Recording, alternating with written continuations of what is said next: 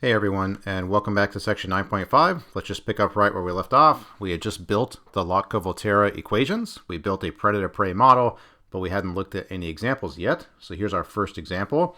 So suppose a predator-prey relationship is modeled by these DEs, where X is the prey and Y is the predator. As we discussed last time, that's what those symbols always must mean. You can't swap the roles here of X and Y. Let's find the equilibria, classify them, and then think about how the populations behave over time. So to find the equilibria, we set the derivatives equal to 0 and solve. If we hand that off to Wolfram alpha, it will give us two equilibria, 0, 0, so mutual extinction, as in section 9.4, that's an equilibrium here. And also this one, 3000 prey, 2000 predator. That's a mutual coexistence equilibrium. Now I should say I hesitated to show you this example. This is from the book, so I wanted to show it to you just because I could grab the nice pictures from the book. This equilibrium though is not super realistic. Usually predator and prey populations are much farther apart than this, right? 3000 and 2000 are actually pretty close to each other.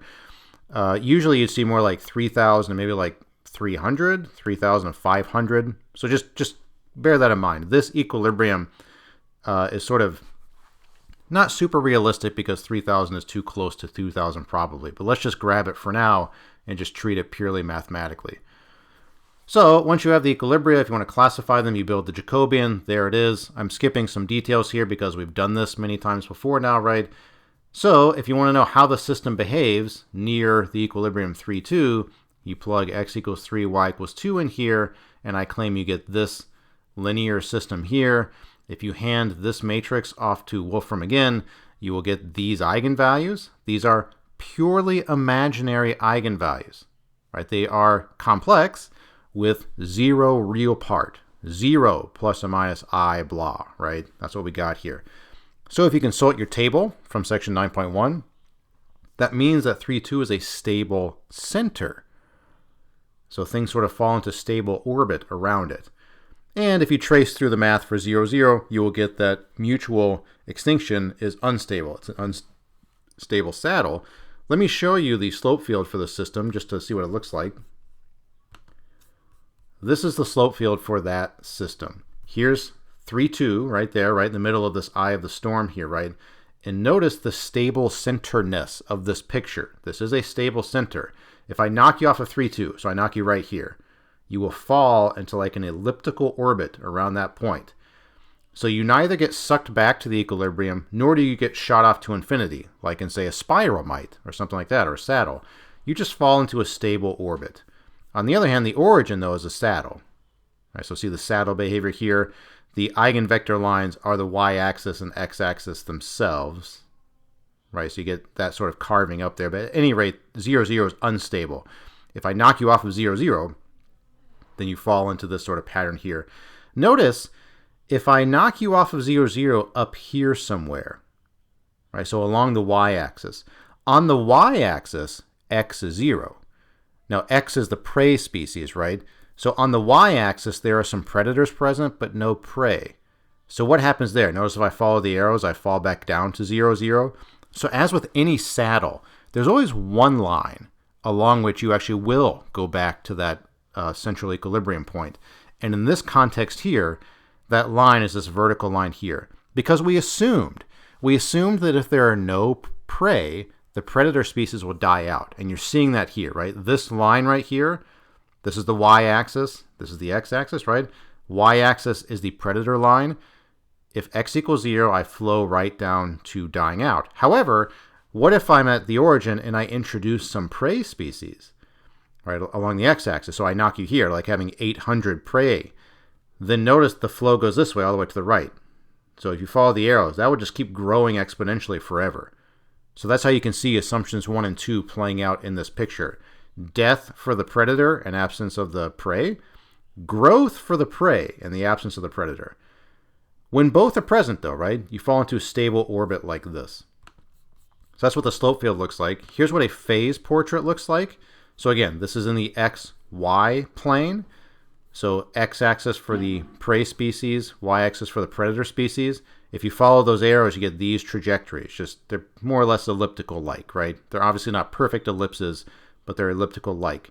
So let's process what that means. Let's follow this guy here, this trajectory. What is happening along this trajectory over time? Again, when you're looking at this sort of picture, time is not explicitly present. So you have to think about what are X and Y doing over time. So let's start right down there. If you start there, you're starting at like 3,000 X's and maybe 800 Y's or something. What happens? Well, as you move to the right, X's are going up.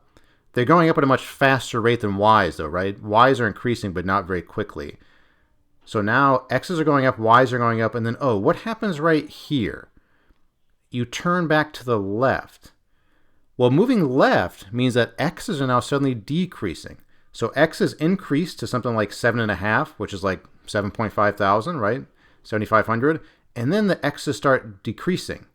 They peak at 7,500, then fall down. On the other hand, what are the Y's doing? They are still climbing. So as the prey species is declining, the predator species is actually still increasing until this point here. What happens at this point here? Now suddenly both prey and predator are decreasing because you're moving both down and to the left. Okay, so let me just start back down here. Both species are increasing. Increasing. Suddenly here, what do we think happens? What would cause the prey species to start decreasing? The reason the prey species has started to decrease is that now there are too many predators around. There are so many predators that the prey species cannot keep growing. So the prey species starts to decrease. Meanwhile, the predators are still feasting, right? So the predator species can still grow. But what happens right here? Oh, suddenly there's just not enough prey to go around to sustain this growth of the predator species. So the predator species starts dying out as the prey species keeps declining also. What happens right here? The predator species still goes down, but the prey species is able to turn itself around. Why is the prey species able to do that? Because the predators have died out enough that the prey can start growing again, and so on. So you get these little chunks of time or something, right? So from this point here, all the way to this point here, the prey species is growing. They're able to grow because the predator species is in decline. But suddenly, right around here, right, that's when there are enough predators floating around now that the prey species starts to die out. There's a similar chunks of time for the predator, right? So here and here, predator is falling, right? Between here and here, predator is falling. Why? Because there's not enough prey to go around, right? We're in sort of like a low prey time. So we fall. And then right here, suddenly, the predator species is able to turn itself around because the prey species has recovered enough. So in terms of actual time, what are you looking at? If you had to plot X and Y versus time, up, down, up, down, up, down for both of them. But notice the predator species lags behind. So the prey grows. And as the prey grows, the predator can grow also.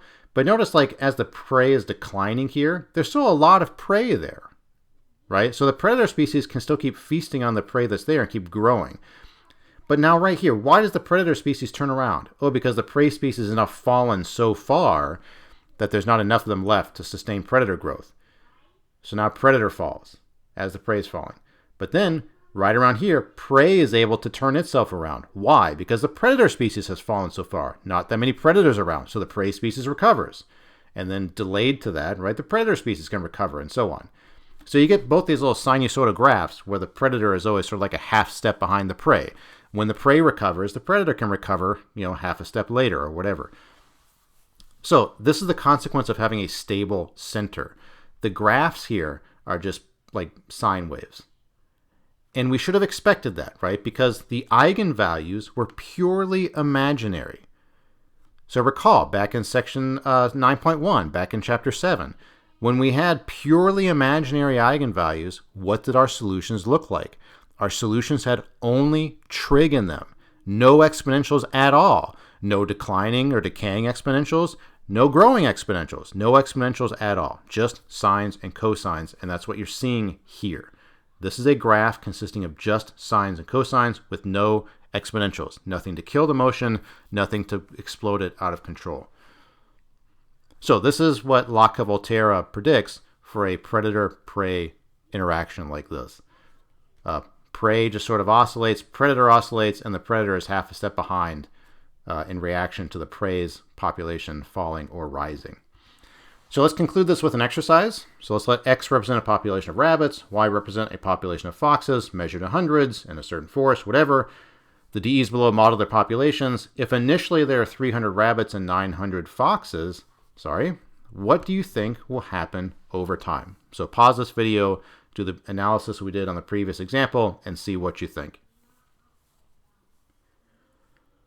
Okay, assuming you're back, let's walk through what happens. We got to find, oh yeah, I should note, if you're asked this, you must show me the equilibrium analysis. Again, why? Why can't you just draw the slope field and do nothing else?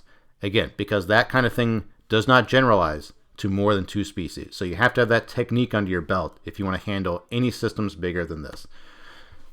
So you should have gotten these 2 equilibria, 0, 0, and 3, 0.5. So this is 300 rabbits and 50 foxes. That's the coexistence equilibrium, which you should have gotten to be a stable center. Over time, the rabbit population oscillates like this. It sort of reaches a max value of 480, a min value of 160 or so. You have to eyeball it. The prey population lags behind, oscillating between a max of 85, min of 15 or so. So you get basically this behavior. Up, down, up, down, up, down, over and over and over again forever. So let's just look at a picture real quick of this system. Let me minimize this. Sorry, I should have closed my email before making this video. But you better believe I'm not remaking this, you know. Anyway, so here is this system. Here is 3.5 right there, okay? So here's the stable center you're seeing here, right? So what was my start point? It was 300 rabbits and 90 foxes. So that point would be 3, 0.9 because things are measured in hundreds. So here's 3.9. Let me zoom in on this. Okay, so here's what we see when we zoom in. Here's the stable equilibrium in the middle, and then here's the point we're actually starting at. So what happens if we start here? Well, we follow the arrows, don't we? So initially, both species decline. We've reached sort of the peak predator population, and at peak predator population, the prey population is declining, we know, because lots of predators means prey is going down. So both populations decrease, and then somewhere around in here, right, we turn it around, and then follow this trajectory down here. And you have to sort of estimate what's happening here. So up here, you have sort of a peak population of the foxes at something like, what did we say? Yeah, between like a max, well, I guess we know it's a 90. That should be a 90 right there, right? A max of 85, min of 15, or 90. I was just eyeballing from this picture. So it looks like 90 really is the biggest. And then you fall in terms of foxes to get down to something like 15 or so. Again, you have to eyeball how high up this arrow is. But then things turn around like this. So you just sort of follow this kind of thing over and over and over again throughout time. So the rabbits, they fall to something like over here. This is a 2 right here, right? So they fall to something like 180, 160 is what I have here, right? So these numbers are very inexact. You're just eyeballing. Something like 160. Then the rabbit population is able to recover, and they grow up to something like right here. See the 4.5 down here? So they grow to something like 480. Then they turn around and start dying off again, right? And that just happens over and over again, resulting in a graph like this with different numbers on it, right? But the same kind of graph is what you would see. So that's what Lotka-Volterra predicts, this sort of thing. Up, down, up, down, up, down. So this is much different, right, from the competing species models that we saw before, where either basically one species outcompetes the other, and you get equilibria on these axes over here that aren't the origin, right? You get an equilibrium there, or sorry, I'm in the wrong place. Equilibrium there, equilibrium there. Notice in this system, we only have 2 equilibria. They can both die out, or they can both coexist. So different from competing species. And also with competing species, we didn't have this up-down sinusoidal behavior over time. Right? You were sort of sucked into the mutual coexistence equilibrium in the middle via node-ish behavior, right? You were sucked in along an eigenvector line in a node, or one species sort of outcompeted the other, and you were sucked along a nodal line to either the x2 axis or the x1 axis, whatever names we had there.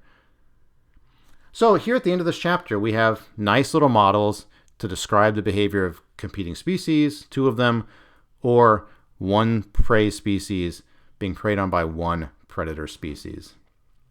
So here at the end of the course, let me just say real quick, Our initial goal was to what? Study 3 applications. Physics, we did it, right? A lot of that, spring mass circuit stuff. Epidemic models, I think you'd agree we did that quite a bit, right? Unfortunately, we had to do it at a distance, but we did some of it in class in Chapter 2. And that stuff was really nice. And now here at the end of Chapter 9, we've studied some ecology. These are classic, playing the hits, ecological models here. So you'll see these in all sorts of biology textbooks that assume you've seen calculus, right? So you might not see these in some introductory texts where they don't know if you've had calculus or not, but these are classic biological, ecological models. So hopefully that was of interest to you. Again, I wish we could have done this in person, but what are you going to do? Hopefully I'll see some of you in the fall.